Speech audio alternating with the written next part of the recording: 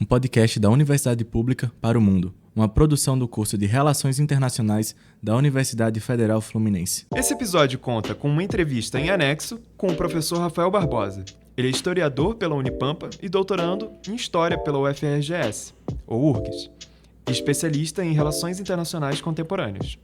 O que a gente entende como esse conflito étnico entre os Tutsis e os Hutus, e as condições que tornaram esse evento possível, o evento do genocídio de Ruanda, possível, qual foi o estado das coisas que fez com que aquilo acontecesse, no fim, culminasse naquele evento. Antes de tudo, eu acho que o genocídio de Ruanda ganhou notoriedade no mundo inteiro após o conflito. Depois a gente fala sobre o momento mesmo do conflito, né?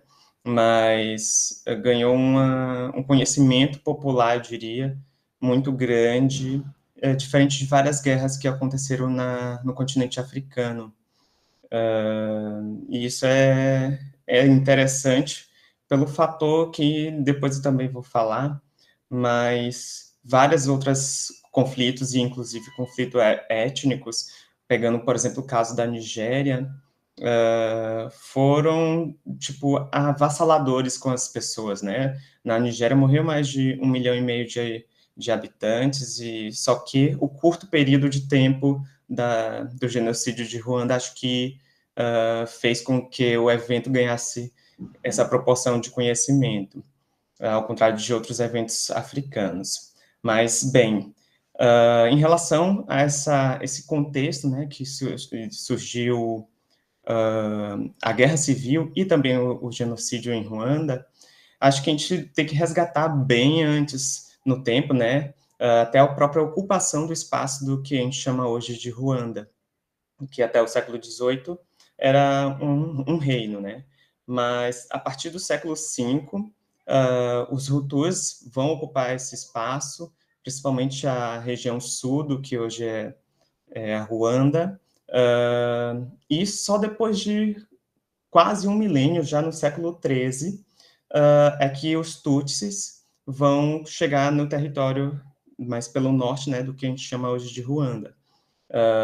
Então, já desde a formação desse espaço, socialmente, né, já tinha uma certa divisão. E aqui vale lembrar que a gente sempre ressalta o papel da colonização, mas já tinha um ambiente que, estimulado, poderia gerar o que gerou, né.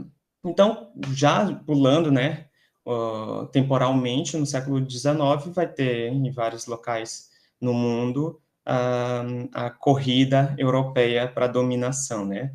O neoimperialismo, e a Ruanda vai ficar nas mãos da Alemanha até a Primeira Guerra Mundial, depois vai ir para as mãos belgas, e essa dominação política, cultural, enfim, religiosa, de todos os âmbitos da vida social. E desde essa instalação europeia exógena no continente africano, mais especificamente em Ruanda, essas potências europeias incentivaram rivalidades e privilegiaram certos grupos. Em Ruanda, se privilegiou os Tutsis, principalmente na dominação belga, a partir da Primeira Guerra Mundial. E isso foi gerando, vamos dizer, não é uma inveja, mas acho que é um sentimento semelhante nos Hutus, porque eles eram a maioria da população, mas não estavam nos cargos mais importantes da sociedade, não estavam na administração, na política, enfim, estavam excluídos desses espaços. E aí, isso vai tensionar novamente rivalidades. Então, a gente já pulando também temporalmente, no final da década de 50, com vários movimentos de independência na África e também em outros espaços fora da África, né, que foram colonizados também, vai ter movimentos que muitas vezes vão ser violentos, de independência, e quando essa independência é conquistada, vai continuar, vamos dizer, uma tensão entre quem deve administrar esse espaço. Então, no final da década de 50, os Hutus vão começar uma revolução que vai gerar a migração dos Tutsis. Já em 61, os Hutus vão conseguir fazer um golpe de Estado e fundar uma república na Ruanda, e aí vai acontecer o primeiro genocídio, que eu diria, né?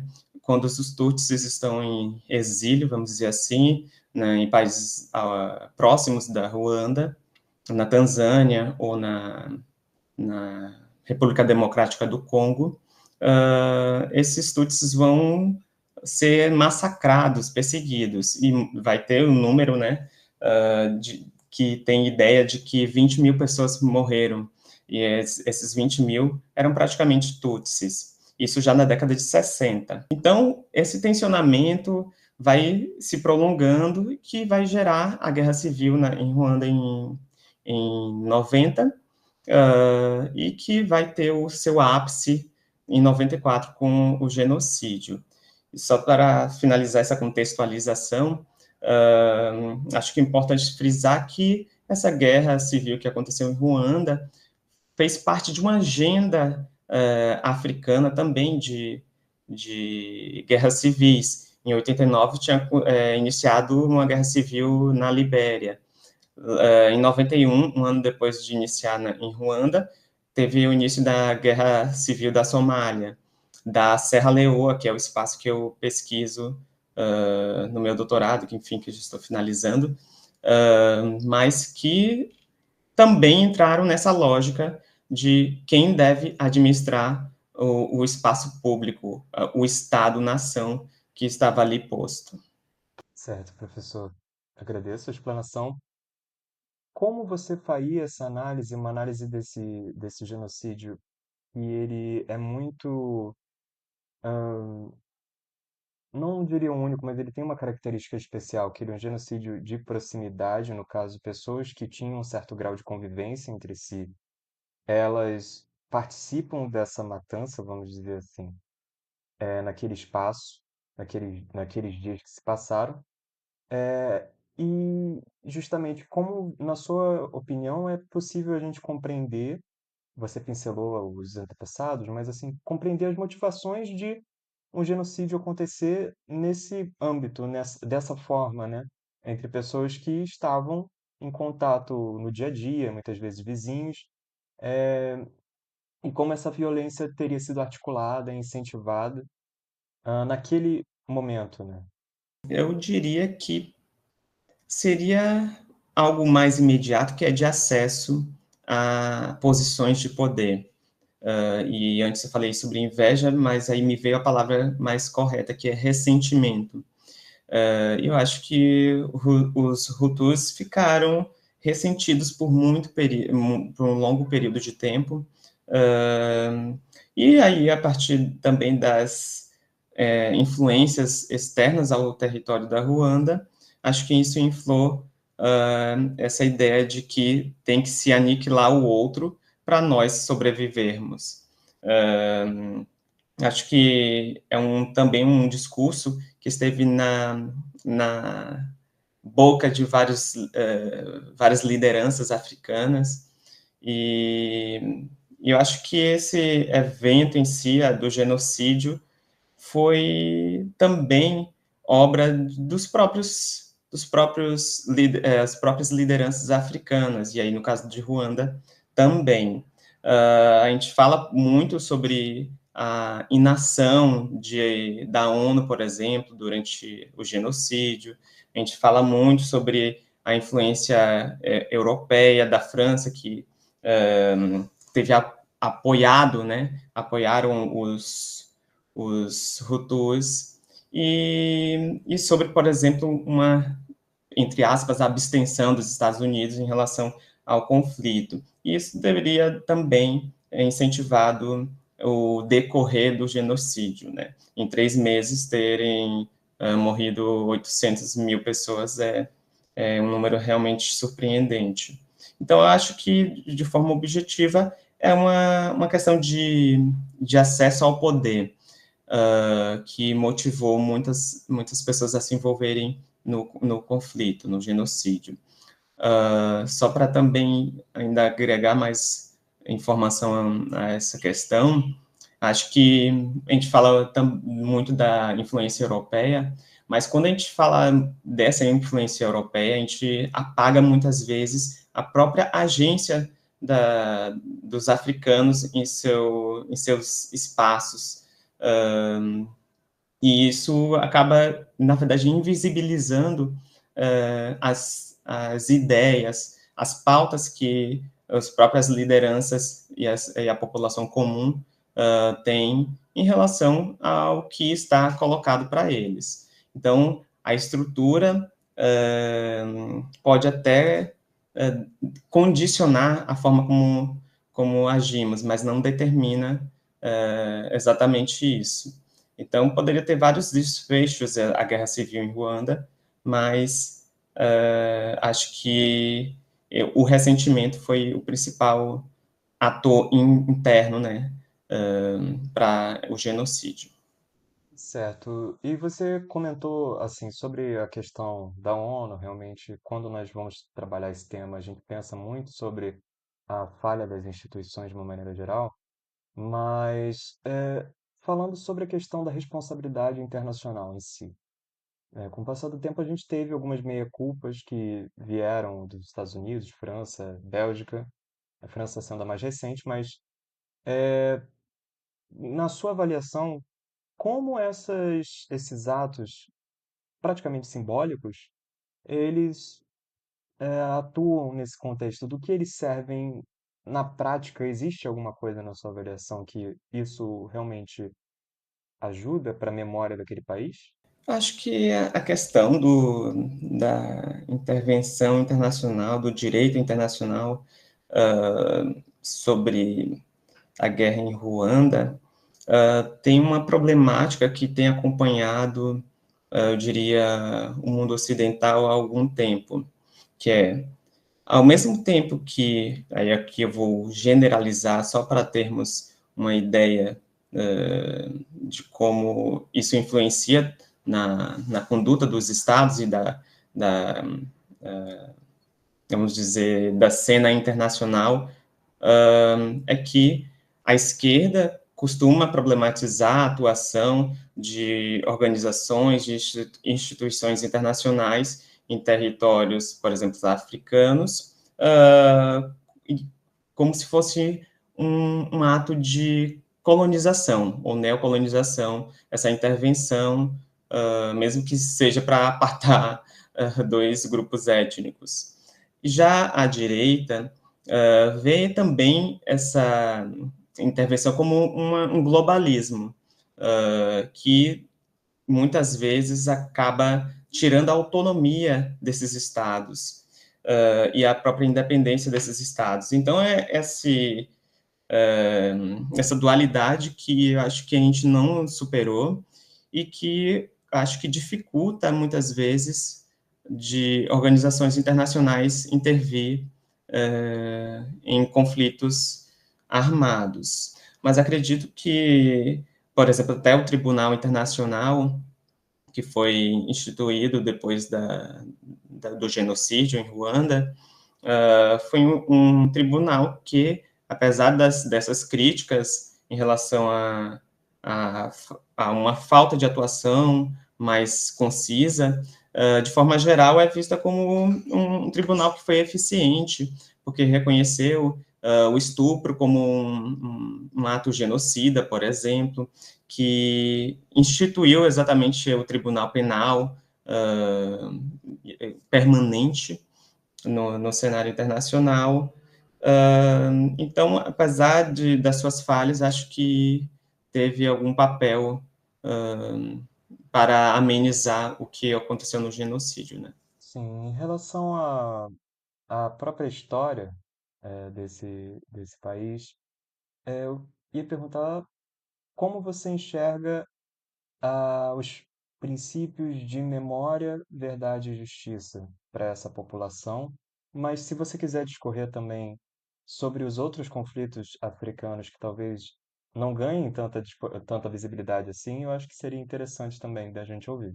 Acho que diferentes países africanos lidam de uma forma com a questão da memória, com a questão de esquecer ou lembrar do evento, né? Pegando o caso específico da Serra Leoa, tive a felicidade de poder fazer uma mobilidade acadêmica no doutorado lá na Serra Leoa, e o que eu percebi muitas vezes é que o silêncio, o esquecimento fazia mais sentido para aquela população do que uma política de memória, de fala. Como se a fala e essa memória fossem instigar novamente problemas que aconteceram na Guerra Civil de lá. Já em Ruanda, o que a gente vê, na verdade, é uma política muito mais de rememorar e não deixar isso ser esquecido, né? Até na própria Constituição de 2003, que foi instituída em Ruanda, colocou essa divisão étnica como passível de prisão. Então, o instigamento dessa tensão é passível de prisão, de pena, e eu acho isso importante, porque é exatamente uma tentativa de unificar o Estado Nacional, que tem todas as suas problemáticas de como surgiu no continente africano, mas visto o que aconteceu na década de 90, é um exercício que é muito válido, que é tentar unificar, não dividir essa população como ela estava dividida, né? E eu acho que muitas vezes também a política de memória ou de esquecimento em eventos como este do genocídio de Ruanda passa também pela ideia internacional também sobre esse conflito. A questão de Ruanda teve também um grande conhecimento no mundo ocidental por causa da brutalidade que aconteceu, né, o conflito, e isso, de certa forma, deleitou aqueles que estavam assistindo ao conflito, assistindo no sentido de acompanhar. Até quando eu penso em Ruanda, eu penso na autora Susan Sontag, que ela, no livro Diante da Dor dos Outros, ela praticamente fala sobre como nós nos satisfazemos ao ver a dor do outro. E acho que isso teve muito presente no genocídio de Ruanda. E aí, praticamente nesse livro, o que a Sontag vai falar é que algumas dores, alguns sofrimentos geram mais empatia internacional do que outros sofrimentos.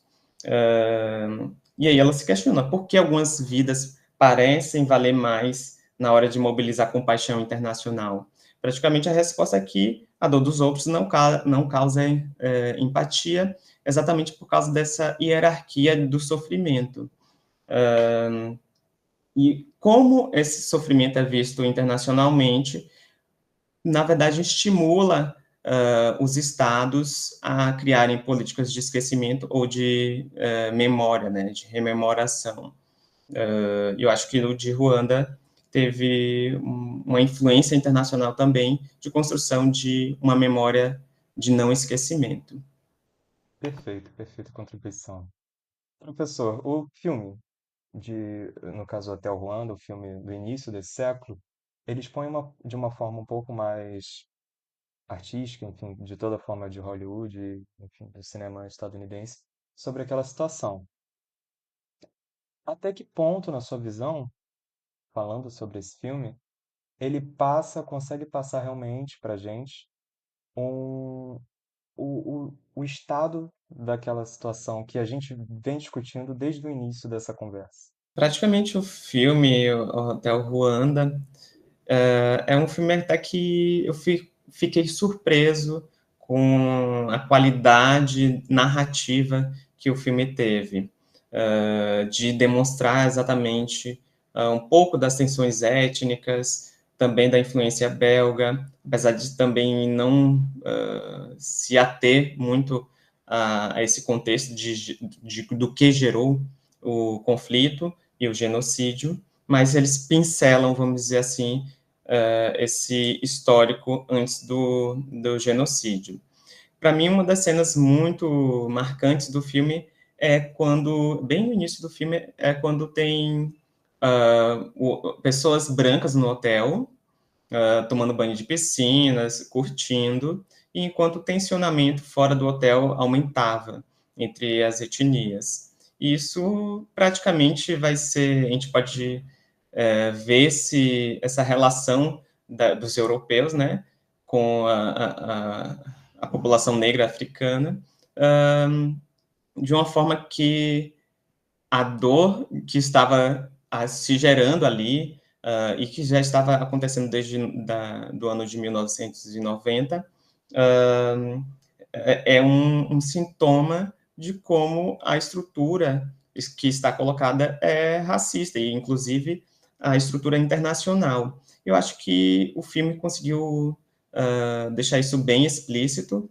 dessa relação de como os países que são potências internacionais lidam com estados que são considerados inferiores ou que não têm muita importância no cenário geopolítico macro.